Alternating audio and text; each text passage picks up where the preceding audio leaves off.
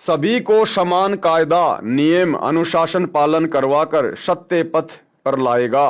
मैं नास्त्रदमस एक बात निर्विवाद सिद्ध करता हूं, वह सायरन यानी धार्मिक नेता नया ज्ञान आविष्कार करेगा। नया ज्ञान आविष्कार करने का मतलब है अध्यात्म के विषय में वो अनसुलझे रहस्य उजागर करेगा, अर्थात सृष्टि रचना को बताएगा, सचखंड की जानकारी देगा और सार शब्द सार नाम का आविष्कार करके, उन गुप्त मंत्रों का आविष्कार करके अपने अनुयायियों को देगा। वह सत्य मार्गदर्शन करवाने वाला तारणहार एशिया खंड में जिस देश के नाम महासागर यानी हिंद महासागर है, उसी नाम वाले हिंदुस्तान देश में जन्म लेगा। वह ना ही तो क्रिश्चियन होगा, ना मुसलमान, ना ज्यू होगा, वह निसंदेह हिंदू होगा। यानी एक एक शब्द नास्त्रदमस जी का सतगुरु रामपाल जी पर खरा खरा उतर रहा है। अन्य भूतपूर्व धार्मिक नेताओं से महत्तर बुद्धिमान होगा और अंजी के होगा। नास्त्रदमस भविष्यवाणी के शतक 6 श्लोक 17 में महत्वपूर्ण संकेत संदेश बता रहा है।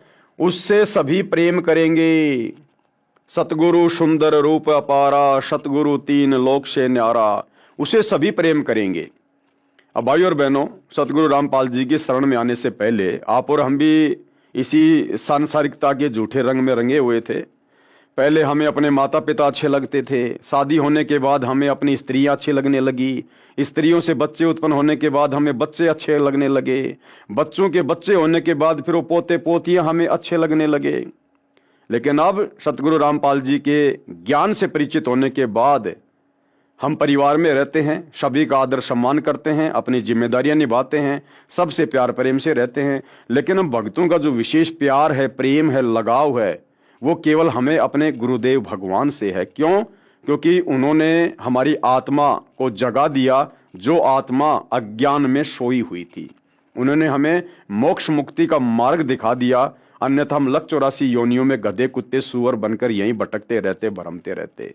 ये परिवार आज है, यदि भक्ति ना मिलती तो कल ये परिवार भी हमसे बिछुड़ता और हम भी लख 84 योनियों में और फिर नरक में कष्ट भोगते। इसलिए इन तमाम बातों पर विचार करके हमारी जो श्रद्धा है वो सतगुरु रामपाल जी के प्रति विशेष है, अटूट है। उसका बोलबाला रहेगा, उसका भय भी रहेगा। भाई भगत को तत्व ज्ञान हो जाएगा कि यदि मर्यादा तोड़ दी, भक्ति को हल्के में ले लिया, गुरु के प्रति मन में कोई दोष आ गया तो भैया मर्यादा टूटेगी, फिर लख 84 में जाएगा, मोक्ष नहीं हो पाएगा। और मोक्ष नहीं हुआ तो फिर क्या होगा? नरक में जाएगा, जीवन बर्बाद हो जाएगा, युगों युग बीत जाएंगे, ना जाने परमात्मा फिर कब संभालेगा। तो फिर भगत को भय भी होगा। और भाई और बहनों, भय बिना भक्ति नहीं होती, भक्ति में भय भी जरूरी है। कोई भी अपकृत्य करना नहीं सोचेगा, यानी कोई भी दुष्कर्म नहीं करेगा, फिर भगत उसका नाम व कीर्ति त्रिखंड में गूंजेगी, तीनों लोकों में गूंजेगी, अर्थात आसमानों के पार उसकी महिमा का बोलबाला होगा। अब तक अज्ञान निंद्रा में गाड़े सोए हुए समाज को तत्व ज्ञान की रोशनी से जगाएगा। सर्व मानव समाज हड़बड़ाकर जागेगा, उसके तत्व ज्ञान के आधार से भक्ति साधना करेगा, सर्व समाज से सत्य साधना करवाएगा, जिस कारण सर्व साधकों को अपने आदि अनादि स्थान सतलोक में अपने पूर्वजों के पास ले जाकर वहां स्थायी स्थान प्राप्त करवाएगा, यानी वारिस बनाएगा। इस क्रूर भूमि काल लोक से मुक्त करवाएगा, ये शब्द बोल उठेगा।